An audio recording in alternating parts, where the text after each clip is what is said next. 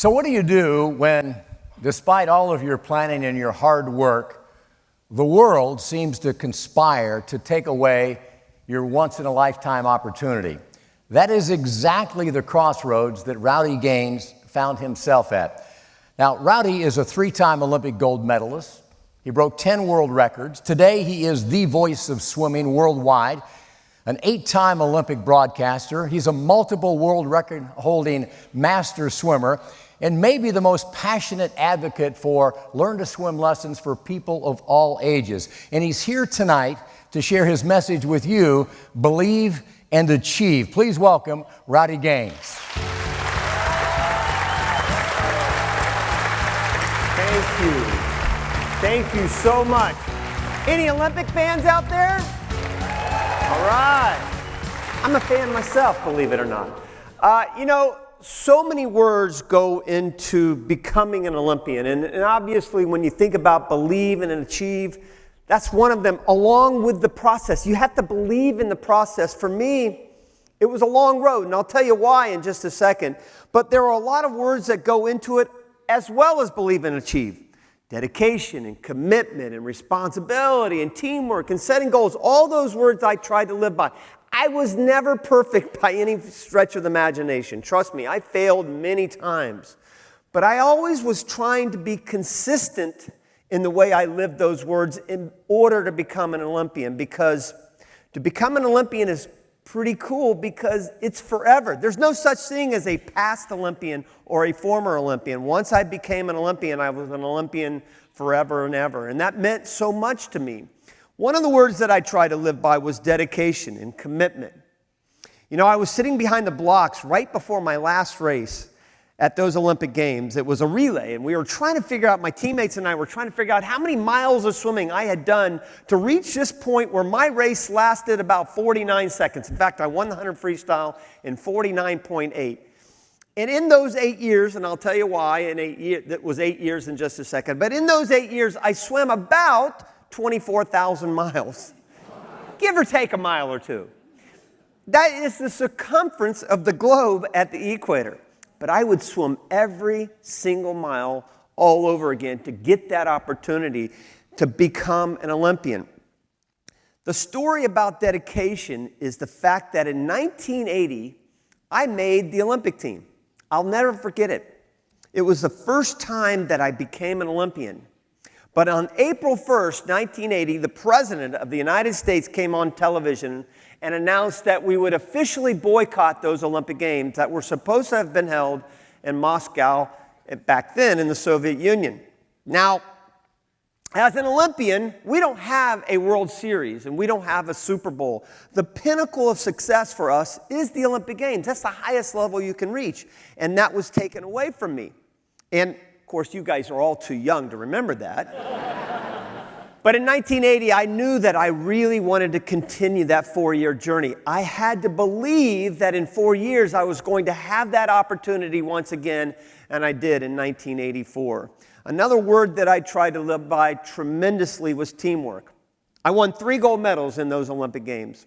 I gave one to my mom, I gave one to my dad, and I gave one to my coach. I gave them all away because I could not have won those gold medals without their love and their support. My belief is we were all put on this earth for a very specific purpose. I didn't start swimming until I was 17 years old. I was a junior in high school when I went out for my high school swim team. The reason why I went out for high school swimming? Because I failed in 5 other sports. I tried out for football, baseball, basketball, golf, and tennis, and I got cut in every one of them. But I never gave up.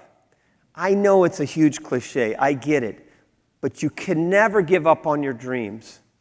I am living proof that dreams do come true because I was not afraid to keep going and to keep pressing and to find my dream and my passion. People always ask me, what's the number one reason why you want a gold medal? I mean, if you could pick one reason, obviously believing in myself was a big part of it, but I tell them every time it's passion.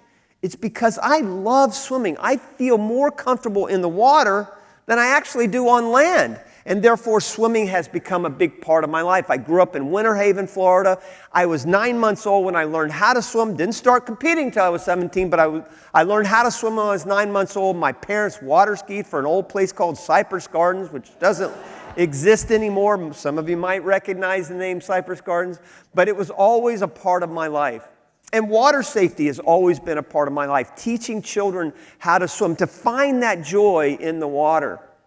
I'll tell you another quick story about teamwork at its finest. True story, by the way.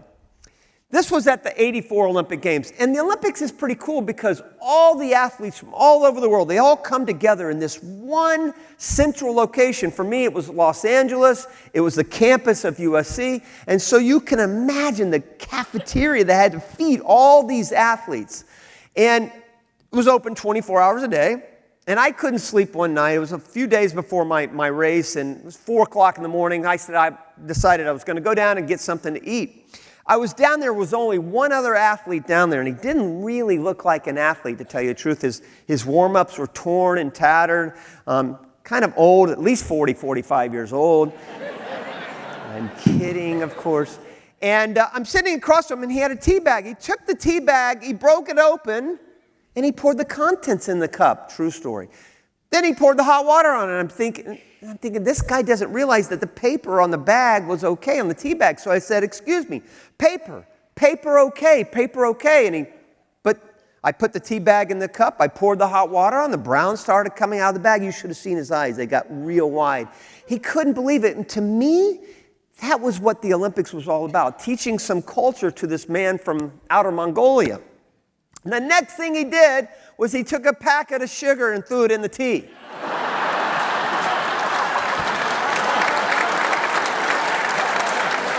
He's stirring it around. Paper okay? I go, yeah, paper okay. See you later. Good luck. One last story, and I have about a minute. You know, there's a clock over there that says I got 7 minutes to speak, so I have 1 minute to tell this story. And anyway, it's going to be edited anyway out of the show, so no problem, because it's a little PG-ish, okay? So this was at the Olympic trials. To make the Olympic team is so hard. It's so difficult. They take first and second, or you don't make the Olympics. In fact, the guy that got third at the Olympic trials in my Olympics would have won the bronze medal. That's how tough it is to make the Olympic team. Anyway, I'm really nervous. I'm out on the deck. I'm out on the deck, and my coach says, you need to get in and warm up a little bit, relax a little bit. ABC, Y World Sports is filming the whole thing. Next thing I did, I took my warm-ups off, and I just start stretching. There's about 3,000 people in the audience. I'm just stretching, kind of taking some deep breaths before I start getting in the water, and all of a sudden somebody yells, Rowdy, look down, and I look down, and I'm completely naked.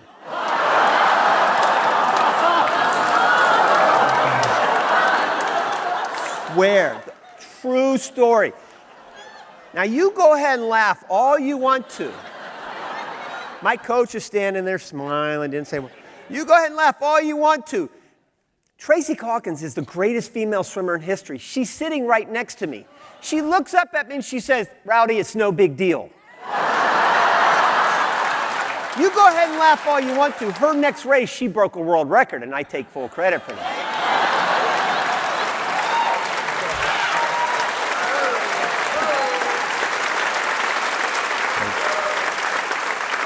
The moral of the story is I believed in making the Olympic team, and 20 minutes later, I made the Olympics. Thank you all so much.